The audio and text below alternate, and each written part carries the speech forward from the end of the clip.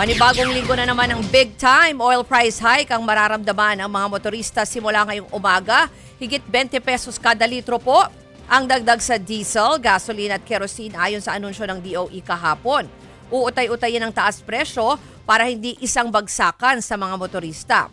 Sa tansya pa ng ahensya, posibleng umabot sa higit 100 piso ang kada litro ng diesel. Ang ilang motorista nagkumahog namang magpagas. Kagabi sa mga gasolinahan, dumarami rin ang lumilipat sa paggamit ng mga electric scooter.